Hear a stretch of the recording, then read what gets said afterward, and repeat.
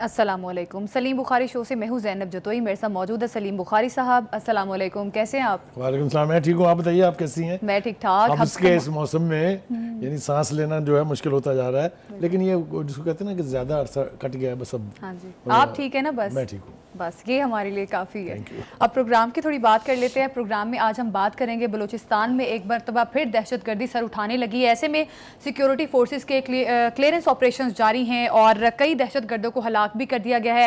ऐसे में हमारे पाक फ़ौज के कई एहलकार शहीद भी हुए हैं और इस वक्त हम पाक फ़ौज जो है इस वक्त मुतहरिक है और पाक फ़ौज के साथ साथ हमारे सियासतदान भी इस वक्त काफ़ी मुतहरिक हैं, एक पेज पर हैं और दहशतगर्दों का मुकाबला किया जा रहा है और आगे भी किया जाएगा। इस पर आज बुखारी साहब हमें तज्जिया देंगे। बानी पीटीआई ने कहा है कि मुझे कत्ल करने की कोशिश की जा रही है और उनकी एक बार फिर गुफ्तगू सामने आई है। उन्होंने मजीद भी बहुत सारी चीज़ें बोली हैं। जेल में चौथी बार मेरा अमला तब्दील किया गया, कुछ कंसर्न्स उन्होंने शो करवाई हैं, उस पर भी आज बुखारी साहब का तज्जिया लेंगे कि आखिर इसके पीछे क्या वजूहात हैं। और साथ ही साथ आज हम बात करेंगे हिजबुल्लाह ने इजराइल पर हमला किया है और ये हमला इस वक्त इजराइल को काफ़ी ज़्यादा परेशानी के बाइस भी है और इसके साथ ही साथ ये भी कहा जा रहा है कि कुछ रोज़ पहले मुज़ाकरात किए जा रहे थे, वो मुज़ाकरात भी ख़त्म हो गए हैं। मुज़ाकरात का कोई नतीजा नहीं निकला। इस पर भी आज हम बुखारी साहब से बात करेंगे कि आखिर मुज़ाकरात ख़त्म होने की क्या वजह थी और किसी भी हतमी नताइज तक वो मुज़ाकरात नहीं पहुँच सके। बुखारी साहब, बलूचिस्तान हालात हैं इस वक्त अफसोसनाक हैं। दहशतगर्द इस वक्त फिर एक बार फिर एक्टिव हो चुके हैं। ऐसे में अब क्या सोल्यूशन निकालना पड़ेगा? देखिए, पहली बात तो यह है कि बहुत ही अनफॉर्चुनेट सूरत हाल है जो कुछ भी बलूचिस्तान में कल हुआ है। हाँ जी, उसके पहलू भी बहुत हैं, उसके हवाले से उसकी ख़तरनाकी भी बहुत है और उसके तबाहकुन असरात भी हमारे सामने हैं। हमें मेरे ख्याल से आज कोशिश करनी चाहिए कि हम ये ढूंढें कि ये बलूचिस्तान टारगेट क्यों है, बलूचिस्तान में ये सब कुछ क्यों हो रहा है। जी, दो तीन वजूहात इसकी हैं जो तारीख़ को अगर आप खंगालें तो आपके सामने आ जाएंगी। पहली बात तो ये है कि रकबे के एतबार से बलूचिस्तान सबसे बड़ा सूबा है। वसाइल इसके बारे में लोग रिसर्च कर रहे हैं, पीएचडीज कर रहे हैं दुनिया में कि बलूचिस्तान में वसाइल कितने हैं, जो मख्फी वसाइल हैं, जो ज़मीन के नीचे हैं, जो पहाड़ों में हैं। तो इस टारगेट होने की वजह हमें एक तो ये समझ में आती है और दूसरी वजह यह है कि वहाँ पर सी पैक जैसा मेगा प्रोजेक्ट जो है वो पाकिस्तान ने लॉन्च किया हुआ है, जिसकी दुश्मनी किस किस के पेट में उसका दर्द है वो हमें अच्छी तरह से मालूम है। सबसे करीबी जो हमारे हमसाए जो भारत हैं उनको बहुत तकलीफ है सी पैक की, इसलिए कि सी पैक को हमारे यहाँ कहा गया कि ये विसल ब्लोअर है, ये गोल्ड माइन है, ये गेम चेंजर है, विच इज़ ट्रू। इसमें कोई शुबा नहीं है कि अगर ये कमीशन हो जाता है अपनी पूरी कैपेसिटी के साथ तो ये वाकईतन गोल्ड माइन है। अब ये नहीं होने देंगे। हमारे भारत को तो छोड़ देना, जो बाकी हमारे मुल्क के दुश्मन हैं, नाम लेने की जरूरत नहीं है, सबको पता है कौन कौन कौन है, कौन कितने कितने हज़ार मील दूर बैठे हुए हैं, उन सब के पेट में दर्द होता रहता है और वो इसे नाकाम बनाने के लिए तखरीब कारी, दहशतगर्दी, इस किस्म के टूल्स इस्तेमाल करते हैं। अगर हम बात करें भारत की तो आपको याद होगा कि कुलभूषण जो नेवी का सर्विंग ऑफिसर था वो रंगे हाथों पकड़ा गया बलूचिस्तान में और वो यानी हाज़र सर्विस भी था। और अजीत दोवल साहब एक होते हैं हिंदुस्तान में जो कौमी सलामती के मशीर थे, अब रिटायर्ड हैं, उन्होंने एक सेल कायम किया है, डिस्ट्रॉय सी पैक। $1 बिलियन उसकी फंडिंग है हर साल हुकूमत हिंद की, हिंदुस्तान भारत की हुकूमत की तरफ से, ठीक है जी। लिहाजा वो उन्होंने टारगेट किया हुआ है सी पैक को और सी पैक को टारगेट करने के लिए क्या हरबे इस्तेमाल किए उन्होंने? चीनी इंजीनियर्स का अगवा किया, चीनी इंजीनियर्स का कत्लेआम किया गया। आपको याद है कितने वाक़यात हुए।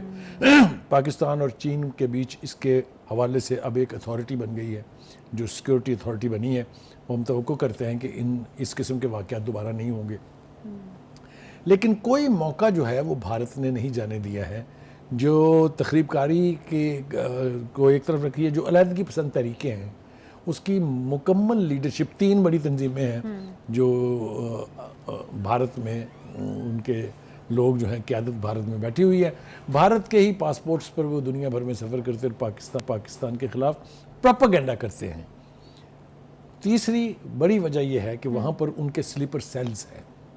इससे पहले मैं थोड़ा सा पीछे आपको ले जाऊं, अगर बात बहुत बढ़ जाएगी, वो ये कि जब अफ़गानिस्तान में अभी अफ़गान हुकूमत तालिबान की कायम नहीं हुई थी तो स्पिन बॉल्दे के एक इलाका है जो चमन के बॉर्डर के बिल्कुल पास है, वहाँ NDS जो अफ़गानिस्तान की सीक्रेट सर्विस है, रॉ जो हिंदुस्तान की सीक्रेट सर्विस है, एंड CIA, मैं ज़िम्मेदारी से कह रहा हूँ, ये तीनों वहाँ पर बलूचिस्तान से फ़रार हुए लोगों को कैंपों में रखते थे, ट्रेन करते थे और तखरीबकारी के लिए वापस चमन के रास्ते बलूचिस्तान भेज देते थे। ये सब चीज़ें किसी सबूत के मोहताज नहीं हैं। These realities have been recognised and are part of history now. ठीक है जी। अब मसला ये है कि दहशतगर्द अगर सूबे का अमन तबाह करना चाहते हैं, उन्होंने एक नया हरबा इस्तेमाल किया है और वो है कि आप वहाँ पर एक सूबे के लोगों को जो रोज़गार की, या दो सूबे के लोगों को जो रोज़गार की तलाश में वहाँ जाते हैं, उनको आइडेंटिफाई करके चुन चुन के कत्ल किया जा रहा है ताकि सूबों के बीच नफरत फैलाई जा सके। बिल्कुल। ये पाकिस्तान के दुश्मनों का एक इंतहाई घटिया और एक इंतहाई कमीना तरीक़ाकार उन्होंने इख्तियार किया है, क्योंकि हम सब तो पाकिस्तानी है ना। मुझे कायद आज़म रहमतुल्लाह अलैह की वो स्पीच याद है, जब पाकिस्तान बनने के बाद उन्होंने पहली तकरीर की थी, उन्होंने कहा था आज के बाद ना यहाँ कोई पंजाबी है, ना कोई बंगाली है, ना कोई बलोची है, ना कोई पठान है, आज के बाद यहाँ सिर्फ पाकिस्तानी है। बुखारी साहब, इतनी नफ़रत अपने ही सूबे के लोगों के साथ BLA ने, जैसे हमने देखा भी कि जिस किस्म का नफ़रत का मुजाहरा वो लोग करते हैं, बहुत सारी वजूहात हो सकती हैं, बहुत सारे जवाज़ पैदा किए जा सकते हैं, लेकिन मुल्क में दहशतगर्दी की, मुल्क में तखरीबकारी की, मुल्क में अलहदगी पसंदी को एनकरेज नहीं किया जा सकता, बल्कि बर्दाश्त नहीं किया जा सकता। कीमत पर नहीं, जिस तरह से और लोग मैं आपको बसों से बताऊं उतार कि के कत्ल कर इसके रहे हैं। लिए मुझे यूं लगता है, थोड़ी सी शायद मेरी लाउड थिंकिंग है, लेकिन कौम अब मुत्तहिद है। उनको पता है कि दहशतगर्दी का कला कमा करने के लिए सिक्योरिटी एजेंसीज का साथ देना है। सिक्योरिटी एजेंसी के साथ हम हाथ मिला के चलेंगे, तभी ये नासूर जो है इसको ख़त्म करना मुमकिन हो सकता है। इन दहशतगर्दों ने, इन तखरीबकारों ने, इन अलहदगी पसंदों ने मकामी अफराद जो है उनकी ज़िंदगी अजाब बना के रखी हुई है। यानी सिक्योरिटी को चैलेंज करने के लिए ज़ाहिर है आप वही रास्ते इस्तेमाल करते हैं, आप वही यानी गाँव से गुजर के जाते हैं, उन्हीं पहाड़ी सिलसिलों से गुजर के जाते हैं, तो एक अजीब अफरा तफरी की कैफियत पैदा करने की कोशिश करते हैं ये लोग। लेकिन अल्लाह का शुक्र है कि हमारी सिक्योरिटी एजेंसीज जो हैं, आज हम देख रहे थे इंटीरियर मिनिस्टर मोहसिन नकवी साहब के जो बयानात हैं सॉरी, उसकी रोशनी में अगर हम देखें, उन्होंने कहा, पहली बात तो उन्होंने कहा कि इन दहशतगर्दों, तकरीबकारों, इन यानी जो बिल्कुल इनको निपटा जाएगा, इन दहशतगर्दों नहीं निपटा नहीं जाएगा। उन्होंने कहा कि इनको अब हम मजीद नाराज़ बलोच नहीं कहेंगे। पहले बहुत रियायत की जाती थी, उनको ऑनर दिया जाता था, रिस्पेक्ट दी जाती थी कि नहीं बलोच है, नाराज़ हो गए हैं, मना लेंगे इनको। वो कहते हैं इनको सिर्फ दहशतगर्द के नाम से पुकारना चाहिए। तो मैं समझता हूँ इसके अंदर बहुत बड़ी लॉजिक है। दूसरा ये कि जाहिर है तकरीबकारों ने, अलहदगी पसंदों ने, CPAC के दुश्मनों ने बड़ी भारी तादाद में बहुत खौफनाक किस्म की सूरत हाल क्रिएट करने की कोशिश की, लेकिन अल्लाह का शुक्र इस बात का है कि 21 दहशतगर्दों को नेस्तो नाबूद किया गया, उनको यानी हलाक किया गया है। जो हमारी सिक्योरिटी जो एजेंसीज़ हैं वहाँ पर, चाहे वो फ़ौज है, चाहे लेवीज़ हैं, चाहे वो FC है, चाहे रेंजर्स है, जो भी हैं, वो उनकी यानी मैं समझता हूँ कारकर्दगी की तारीफ़ अगर ना करें कि इंतहाई नामुवाफ़िक हालात में वो अगर इस किस्म की के ऑपरेशंस कर रहे हैं, कामयाबी के साथ कर रहे हैं, तो ये बहुत बड़ी बात है। मेरे ख्याल से ये ऑपरेशन वसी पैमाने के ऊपर जारी रहना चाहिए जब तक हम ये सारे स्लीपर सेल ना ख़त्म कर लें, जब तक हम तखरीबकारी करने वाले लोगों का अहाता ना कर सकें, जब तक हम दहशतगर्दी के इस नासूर को जड़ से उखाड़ के ना फेंकें, तो हमारी जो सिक्योरिटी एजेंसीज़ हैं उनको आराम से नहीं बैठना चाहिए। बिल्कुल, इंटेलिजेंट सिक्योरिटी एजेंसीज की कोऑपरेशन बहुत ज़रूरी है। ठीक है जी। दूसरी बात ये है कि आप देखें जो ये इलाका है जहाँ ये वाक़यात हुए हैं, ये इंटरनेशनल रूट भी है, नेशनल रूट भी है। चाहे CPAC का रूट भी है, ये ईरान जाने के लिए रास्ता भी है। ये अब CPAC के कमीशन होने की सूरत में अभी 2 बर्थ तो हो गई हैं, अभी 6 बर्थ होनी है। जब मैसिव एक्टिविटी वहाँ होगी तो ये सारे रूट्स के ऊपर तो हर वक्त ट्रैफिक चल रही होगी। कोई रूट जो है वो यानी हवेलियाँ के रास्ते गवादर पहुँचता है, कोई जो है ज़ोब से जाता है, बेपना ऑल्टरनेट रूट्स हैं। तो उसकी सिक्योरिटी को यकीनी बनाना जो है वो हमारी सिक्योरिटी एजेंसीज़ की जिम्मेदारी है। मेरा ख्याल ये है कि हमारे जो सीक्रेट एजेंसीज़ हैं हमारी, बड़ी एस्टेब्लिश्ड और बहुत यानी काबल, और उनकी काबिलियत जो है उसका तो दुनिया भर में मतलब है इकरार किया जाता है। उनको चाहिए कि जो फॉरेन इंटरवेंशन है जो बाहर से फंडिंग आती है, जो बाहर से असला इनको पहुंचता है, वो चाहे कहीं से भी आता हो, उन सब रास्तों को रोकना होगा। इसके बगैर ये मुमकिन नहीं है कि आप बलूचिस्तान जैसे सूबे में अमन कायम कर सकें। आपने देखा कि बहुत सारे वाक़यात एक साथ हुए हैं, लेकिन अल्लाह का शुक्र ये है कि कहीं भी उनको उस तरह की कामयाबी नहीं मिली है। ये बुज़दिलाना इक़दाम है, ये इसको बहादुरी नहीं कहा जा सकता, ये कोई जहाद नहीं है, ये तो घटियापन है। ये तो मतलब है बहुत ही, मैं समझता हूँ कि काबिल नफ़रत इक़दाम है। हाँ। जिसका वो सहारा ले रहे हैं, और इसको अगर वो जहाद कहते हैं तो मेरा ख्याल है इसकी भी मज़म्मत की जानी चाहिए। देखें, बातचीत के रास्ते वहाँ तलाश करने चाहिए जहाँ लोग बात सुनने के लिए, बात करने के लिए तैयार हों। जिन लोगों ने आर्म्स उठाए हुए हैं, जिन लोगों ने असला इस्तेमाल किया है, जो लोगों को हलाक कर रहे हैं बम्बों की सूरत में, मिसाइलों की सूरत में, उनके साथ बातचीत नहीं हो सकती। उनका तो एक ही रास्ता है कि उनका आप कला कमा करके उन्हें सफ़ाए हस्ती से मिटा दें। ये जो दहशत गर्दी का नासूर है, इसको तो किसी सूरत स्टेट बर्दाश्त कर ही नहीं सकती, नहीं कर सकती, और ना करना चाहिए। और मैं आपको अर्ज़ करूं कि ये उस वक्त तक ख़त्म नहीं होगा जब तक हम डीप रूट जाके इनके ठिकाने, इनके सहूलतकार, इनके मनसूबा साथ उन पर हाथ नहीं डालेंगे तो ये मुमकिन नहीं कि हम अपने वो नताइज हासिल कर सकें जिसके लिए ये ऑपरेशन जारी है। लेकिन मुझे तवक्को है कि हमारी जो मुसल्लह अफवाज हैं, जो हमारे सिक्योरिटी इदारे हैं, जो हमारे सिक्योरिटी के एजेंसीज़ हैं, वो यकीनी तौर पर इस पूरी सूरत हाल से आगाह हैं।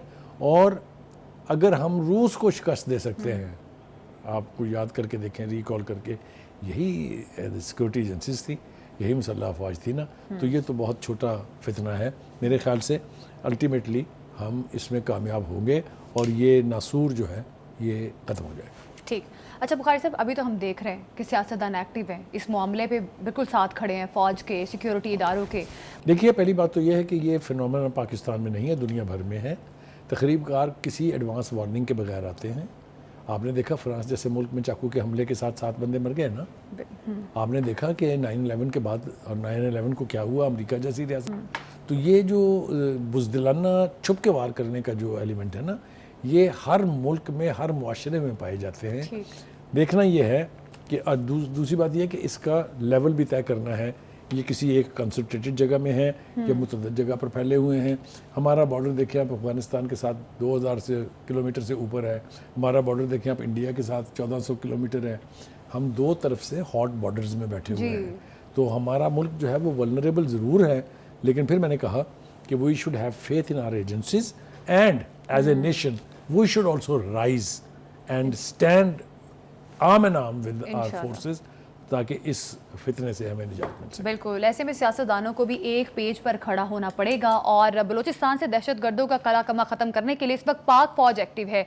अभी हम लोग होप कर सकते हैं कि पाक फ़ौज के साथ हम भी खड़े हैं, आम आवाम भी खड़ी है, और पॉलिटिकली जो सियासतदान है वो भी खड़े हैं। बानी पीटीआई की एक मरतबा फिर गुफ्तगू सामने आई है। उनकी जानिब से ये कहा गया है कि मुझे दोबारा कत्ल करने की कोशिश की गई, जेल में चौथी बार मेरा अमला तब्दील किया गया, जो मेरा खाना चेक करता था उसको तब्दील कर दिया गया। बुखारी साहब, अब बानी पीटीआई की जानिब से ये जो मुख्तलिफ चीज़ें सामने आ रही हैं कि अमला तब्दील कर दिया जा रहा है, मुझे कत्ल करने की कोशिश की जा रही है, ये तमाम तर जो चीज़ें हैं, अब इसका क्या बैकग्राउंड है पीछे? देखिए, आप दो तरीके से देख सकते हैं इसको। एक तो ये कि अगर कोई आदमी ये समझता है कि मुझे कत्ल करने की कोशिश की जा रही है तो सब्सटेंस भी होनी चाहिए ना, आप उसको सब्सटेंशिएट करेंगे तभी तो लोगों को यकीन आएगा ना। और दूसरी बात यह है कि खान साहब का जो सबसे बड़ा मेरे ख्याल से जो खामी है वो ये है कि वो अभी तक ये रिकनसाइल उन्होंने नहीं किया कि मैं जेल में हूँ। और आप देखिए ना, जेल का अमला तब्दील हो, who are you to question? कोई जेल में लिखा हुआ कहीं कि आपको फलां आपकी मर्ज़ी का जो है वो चौकीदार दिया जाएगा, आपको अपनी मर्ज़ी का वो जो क्या कहते हैं अपने खाना पकाने वाला दिया जाएगा? कहीं नहीं लिखा हुआ ये चीज़ कहीं नहीं है और नहीं होनी चाहिए। आप देखें ना, आप जेल को अपनी मर्ज़ी से अपने ज़ाती घर की तरह से ट्रीट नहीं कर सकते। एक तो ये बात है, बड़ी लंबी बहस इसके ऊपर हो सकती है इसमें पढ़ने का। उन्होंने और बहुत सारी इंपॉर्टेंट बातें की हैं और बहुत सारी इंपॉर्टेंट डेवलपमेंट्स हैं जी। उनके बयान में ये तो मैंने आपको वजाहत कर दी है कि जेल जेल होती है। अगर जेल और घर में फ़र्क ना हो तो फिर कोई जेल जाने से क्यों डरेगा? आप खुद ही सोचें। दूसरी बात, ऐसी एविडेंस मौजूद हैं जो काबू आई हैं, जो मिली हैं सिक्योरिटी इदारों को कि आपकी सहूलतकारी की जा रही थी जेल के अंदर। डिप्टी सुपरिटेंडेंट जेल गिरफ्तार हो चुका है, आप बहुत सारी, मैंने कहा ना कि इसको जितना तूल देंगे उतनी बात आगे बढ़ जाएगी, इसको छोड़ देते हैं। बुखारी साहब, अब पीटीआई के अंदर क्या मामला चल रहे हैं? वो मैं उसकी तरफ मैं बाद में आऊँगा, लेकिन ये खान साहब वाली बात पहले हम तय कर लें। फिर उन्होंने कहा कि जी वो आप सवाल किसी जर्नलिस्ट ने उनसे किया कि जी आप भी भूल जाए माजी को, मतलब जो कुछ भी हुआ था, आप ज़रा बड़े दिल का मुजाहरा करें और बातचीत करने के लिए तैयार हो जाएं। तो उन्होंने जवाब में कहा कि जैसे इसराइल फ़लस्तीन को कह रहा है कि माजी में जो हुआ उसे भूल जाए। अब आप देखें ना, इक्वेशनें देखें ज़रा, आपको कुछ कहा जा रहा है, आप जवाब कुछ दे रहे हैं। फिर उसके बाद जो दूसरी सबसे बड़ी बात, उन्होंने कहा कि जी मेरा इलेक्शन जो है वो चोरी किया गया है और मैं कैसे भूल जाऊँ इसको, आप कह रहे हैं कि भूल जाएँ। इलेक्शन तो 2018 का भी चोरी हुआ था और बहुत बुरी तरह से चोरी हुआ था, इससे बदतर तरीके से चोरी हुआ था, लेकिन वो बाकी सियासी जमातें भूल गई ना उसको। फिर 4 साल हुकूमत की खान साहब ने, तो 8 फरवरी के इलेक्शन में यकीनन धांधली हुई होगी, लेकिन 2018 का इलेक्शन भी धांधली से पाक नहीं था। हैविंग सेड दैट, एक तरफ दूसरी सांस में दूसरे, हाँ बिल्कुल हुए थे, ठीक कह रही हैं आप। दूसरे सांस में वो ये कह रहे हैं कि लोग आर्मी से प्यार करते हैं। भाई उसके लीडर को आप धमकियां देते हैं सुबह शाम बैठ के, कभी कहते हैं कब्र तक नहीं छोड़ूंगा, कभी कुछ कहते हैं, कभी कुछ कहते हैं, कभी कहते हैं खत लिखूंगा, कभी कहते हैं बात भी सिर्फ उसी से करूंगा। मतलब कहने का ये है कि ये जो इस अजीबोगरीब किस्म की, मैं दोगलापन तो खैर इसको नहीं कहूँगा, दैट इज़ बैड, लेकिन ये कि ये बैक एंड फोर्थ जो आप हर इशू के ऊपर जाते हैं उससे प्रॉब्लम होती है। अब आ जाइए जनाब आपके सवाल की तरफ। देखिए गुजारिश ये है कि हम पार्टी में धड़े बंदियों की तो बात बहुत दिनों से कर रहे हैं। एक धड़ा वकला का है, वकला में भी 2 धड़े हैं। एक वो पुराने वेटरन्स हैं जिसमें अहमद खान साहब शामिल हैं, एक ही बैरिस्टर गौरन कंपनी है, एक फिर शेर अफजल मरवत कंपनी है, एक फिर बाबर वान कंपनी है। ये तो बहुत सारी कंपनियां हैं ना उसमें भी। फिर कुछ वो वेटरन लोग हैं पार्टी के जिन्होंने वाकई मार खाई है, जिन्होंने इमरान खान को इक़्तिदार के ईवान तक पहुंचाया। वो अलग मायूस बैठे हुए हैं कि उनको कोई पूछता ही नहीं है आजकल। ठीक है जी। अब जो लग रहा है वो ये है कि उनकी बहन जो है अलीमा खान, वो अब अपने भाई को बचाने के लिए मैदान अमल में उतर गई हैं। आप इसे उन कहें कि वो सियासत में दाखिल हो गई हैं, जो मर्जी नाम आप इसको दे लें, लेकिन ये लगता है कि वो मायूस हो गई हैं बाकी सब धड़ों से। ना वो वकला से मुतमिन है, ना वो बेगम साहबा से मुतमिन है, to be very frank. Bushra Bibi के हवाले से भी उनकी मतलब जो टग ऑफ वॉर चल रही है वो तो हमारे सामने है ही। लेकिन अब ये जो अचानक मतलब मर्दान पहुंच गई और एक और जगह दो जगह गई, वो पेशावर गई हैं, मर्दान गई हैं और जाके वहाँ पार्टी के नाराज़ लोगों से मिली हैं, जिनको शिकायत थी गंडापुर से, जिनको शिकायत थी पार्टी के दीगर लीडरशिप से, हुकूमत से। तो ये इस बात की तरफ इशारा कर रहा है कि अलीमा खान अब ये समझती हैं कि बाकी कोई लोग जो है या कोई धड़ा जो है वो इमरान खान से सिंसियर नहीं है, बल्कि उन्होंने तो इतनी बड़ी बात कह दी, उन्होंने कहा कि ये चाहते ही नहीं है कि इमरान खान जेल से बाहर आए। बिल्कुल। तो बुखारी साहब, उनकी शुबहात की क्या वजह है? 22 अगस्त के बाद नहीं, इसकी एक लॉजिक है, तमाम चीजें पैदा हुई उनके जहन में। इसकी एक लॉजिक है, मैं उनकी बात को फेंक नहीं सकता हूँ, इसलिए कि जितने चौधरी हैं इस वक्त, ये जब खान साहब बाहर आएंगे ना, उन्होंने हाथ नहीं मिलाना इनमें से किसी से। ये तो केस लड़ने आए थे, पार्टी पे कब्जा कर लिया इन्होंने, मतलब है इसमें तो कोई दो राय नहीं है। तो वो चाहते हैं कि ना खान साहब बाहर निकले। वो अलीमा खान कह रही, मैं थोड़ी कह रहा हूँ। आप मुझे घूर रही हैं इस तरह से, मुझे तो डर लग रहा है आपसे। नहीं, मैं अलीमा खान की बात कर रही हूँ। इसका मतलब कि उनका जो शक है वो आपको लगता है कि जायज़ है? देखिए मेरा ख्याल ये है कि उनके इन जज्बात में जिनका उन्होंने इजहार किया है काफ़ी हद तक सच्चाई है, इसलिए कि जैसा मैंने कहा इन सब चौधरियों की दुकानें बंद हो जाएंगी जब खान साहब बाहर आ जाएंगे। अच्छा। दूसरी बात यह है कि मुझे यूँ लगता है कि पहले तो हमने देखा कि फैज़ हमीद और बुशरा बीबी का नेक्सस था आपस में, वो जो चाहते थे बुशरा बीबी के थ्रू खान साहब से करवा लेते थे। अब मुझे यूँ लगता है, ये मेरा अंदाज़ा है सिर्फ, कि इस्टेब्लिशमेंट के साथ भी मेरे ख्याल से कोई ना कोई रास्ता अपनाया जा रहा है, इख्तियार किया जा रहा है या निकाला जा रहा है। कौन निकाल रहा है? मेरे ख्याल से तो जिस तरीके से अलीमा खान साहिबा ने एक बिल्कुल नई रविश इख्तियार की है, इसके पीछे तो कुछ भी हो सकता है। हम इस पर कोई मतलब है राय ज़नी नहीं कर सकते, लेकिन इसमें भी कोई शक नहीं है कि अलीमा खान अपने भाई के साथ सिंसियर हैं और वो चाहती हैं कि वो जेल की चक्कियों में पिसने की बजाय अब बाहर आ जाएं। देखिए उन्होंने 2-3 मरतबा ऐसी गुफ्तगू की है जिससे ये अंदाज़ा होता है कि वो बहुत दुखी हैं।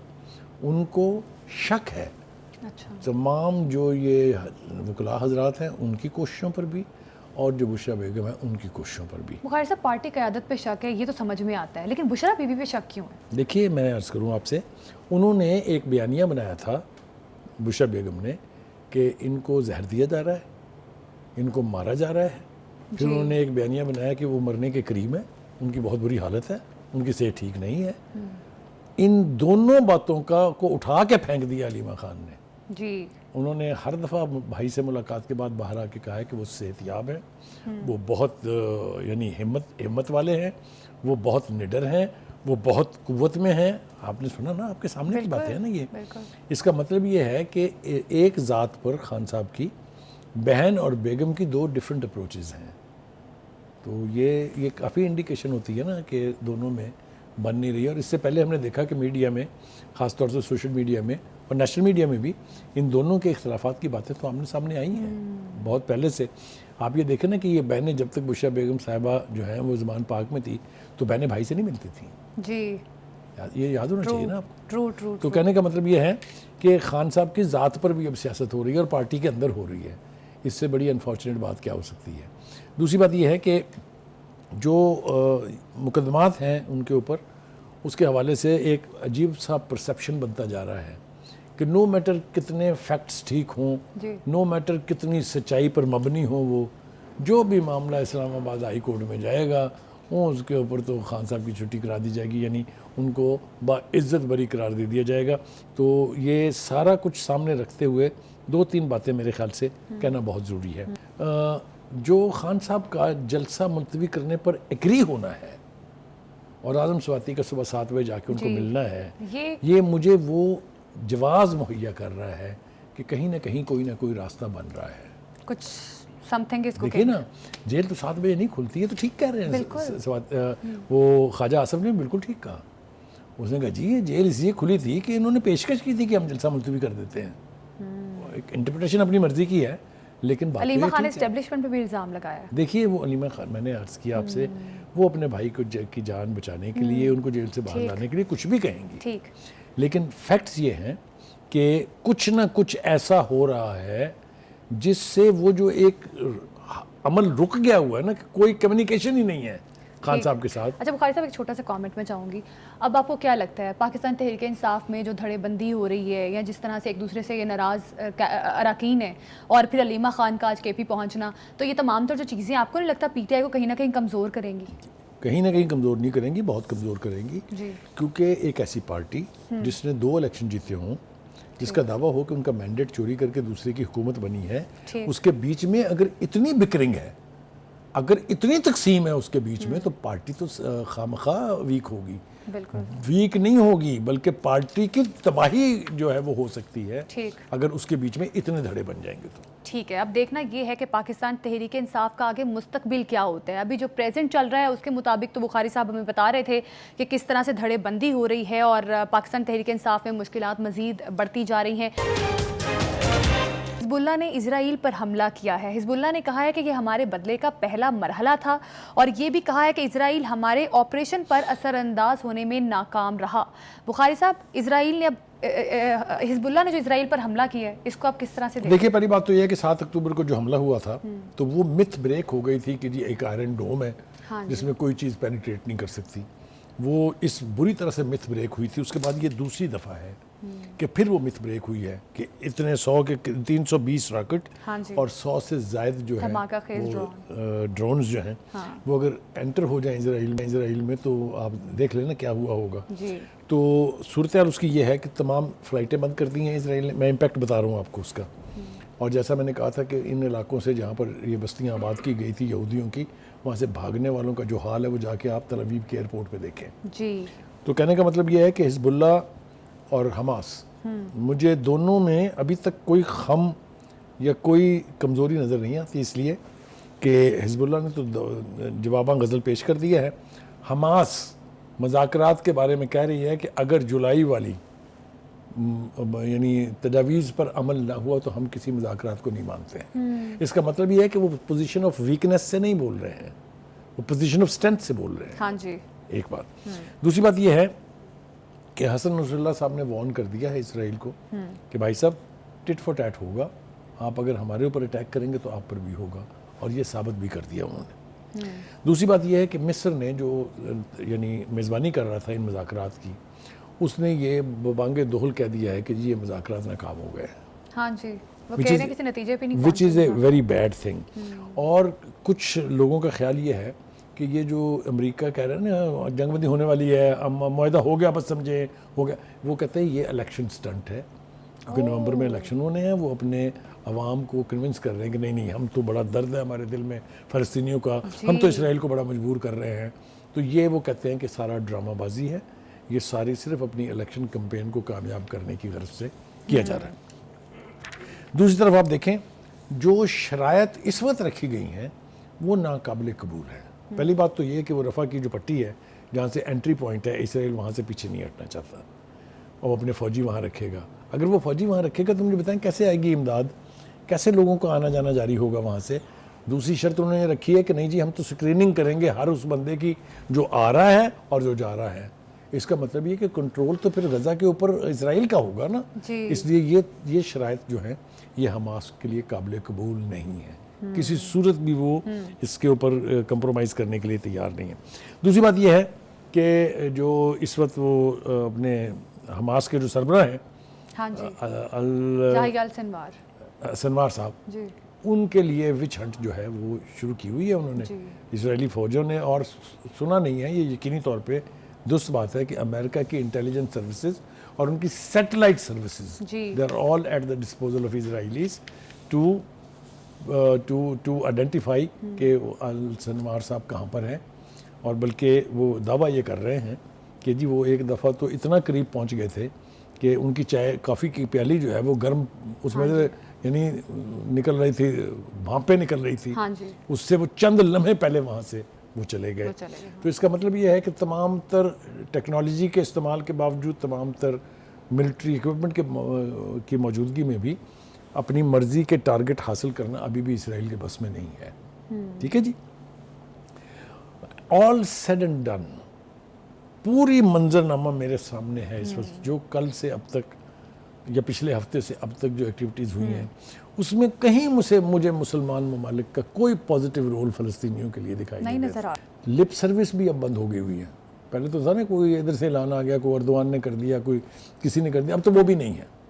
अब तो सिर्फ पाकिस्तान की तरफ से शायद कोई ताज़ा बयान जारी किए गए हैं। नवाज शरीफ साहब ने भी एक अपनी प्रेस कॉन्फ्रेंस में जिक्र किया है इसका, एक तकरीब से वो खिताब कर रहे थे उसमें भी जिक्र किया उन्होंने, लेकिन अदरवाइज़ मुस्लिम उम्मा खामोश है। और ये मुजरमाना खामोशी वजह है इस बात की कि इसराइल जो है वो हर गुजरते दिन के साथ फ़लस्तीनियों को शहीद कर रहा है, फ़लस्तीनियों के लोगों को ज़ख्मी कर रहा है। बिल्कुल, इजराइल हर गुजरते दिन के साथ कमज़ोर कर रहा है, अपने आप को तो कमज़ोर ही कर ही रहा है, क्योंकि वो साबित कर रहा है कि वो बुज़दिल है। और जिस तरह से हिज़्बुल्लाह ने अभी धमाका किया है और हिज़्बुल्लाह ने जिस तरह का मुज़ाहरा किया उस पर भी इजराइल अपने नुकसान को मान नहीं रहा। इसी पर प्रोग्राम से हमें दीजिए इजाज़त, कल फिर मुलाकात होगी। अल्लाह हाफ़िज़।